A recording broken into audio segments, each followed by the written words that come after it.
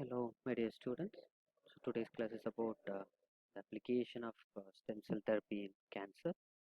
So in the previous class, we discussed about major tissue system failure and how this stem cell therapy will heal such type of diseases. So today also we are going to discuss the continuation of the previous class. Today's topic is cancer. Let's move to the topic. So you all know about cancer is a disease which is characterized by cells that no longer performing their intended function and instead become highly proliferative and ultimately um, mobile and metastatic. In a sense, the cells are somewhat like primitive stem cell without a declared function. These cells became cancerous on a regular basis in general because of this cancer cells usually express protein on their surface that are not expressed by the non-cancer cell which is in the tissue involved. The cancer cell are discovered by immune system and maybe destroyed. If the cancer cell can hide or distinguish its antigen, it may escape the attack. Cancer cell may also avoid the attack by amplifying a population of immune suppressor cell. In a sense, then this tumor growth and metastasis may be malfunction of the immune system, and in fact, bone marrow transplant that are prescribed for many cancer just aim to repair the immune system. The idea is to sensitize this harvested marrow to eliminate harvested bone marrow to eliminate the cancer cells. Okay, so you know what does mean by cancer and what are all the major drawbacks of cancer. That is what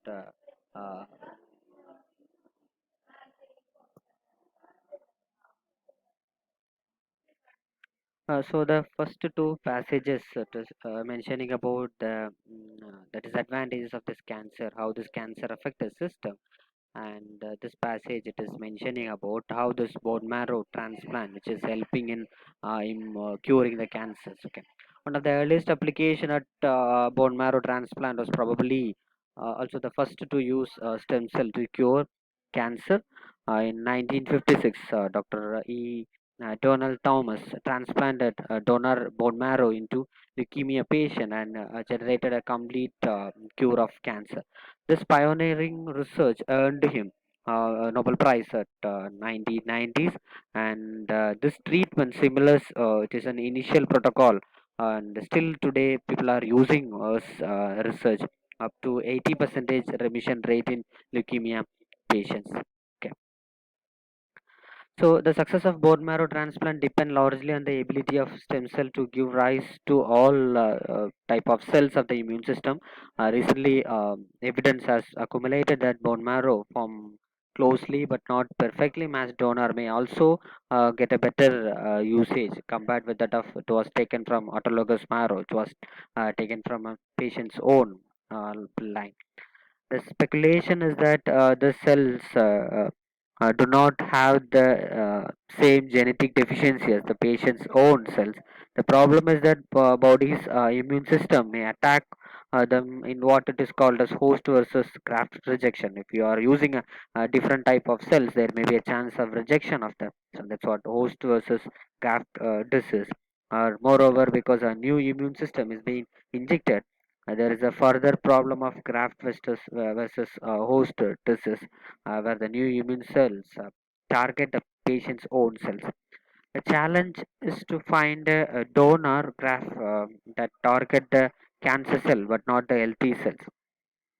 So there are different certain knowledge is based about this genetics of immune rejection. Achieving the proper balance is often very difficult. So the embryonic stem cell derived from the patient through nuclear transformation, or similar, or the parthenogenetic stimulation of egg, the case of ovulating human, could eliminate a host of this type of problem. Once this embryonic stem cell have been derived from the patient, they could be amplified and introduced to form a blood cell precursor, the primitive regenerate compound of the blood marrow. In January 2006, a team led by Mark Calkilton and Francois Valent at the Walter and Eliza Hall Institute at Australia, they reported the discovery of the stem cell. They speculate that one of the stem cell could accumulate enough genetic errors to become a cancer stem cell. Although these cells are cancerous, they may replicate much slower than the typical cancer cell, uh, thereby evading the chemicals and radiation treatment designed to eradicate the fast-growing tumors. They may serve as a repository for subsequent attack. We can use this as a repository for subsequent attack. This results and others are beginning to uh, directly implicate the stem cell in this tumorigenesis. If you starting to develop among oncogenists called that cancer stem cell therapy, new area cancer stem cell therapy that consists of the small number of cells in a tumor mass are actually a stem cell like this embryonic stem cell. They divide asymmetrically, producing both a clone daughter and a more differentiated cancer cell that constitute the bulk of tumor. At least two homeoprotein called as OCT4 and NanoG are responsible for maintaining the pluripotent state of normally embryonic stem cell, and these are also present in brain, um, breast, bone, and other germline of cancer. This could explain the limited effectiveness of standard chemotherapy and radiation therapy, which concentrate exclusively on rapidly dividing cells, which was missing the stem cell altogether. So this theory also open a door to new cancer therapy that can block this homeoprotein or their promoter and force the stem cell to differentiate and lose their potential. So greater knowledge of how this cancerous stem cells proliferate and avoid the immune system may soon lead to the better treatment of cancer. Okay, so this is about cancer and how we can use this stem cell as a tool to cure cancer or the application of the stem cell over cancer. That's all for today. So hope you understand. If you have any queries, you can contact me. Thank you all. See you in the next class.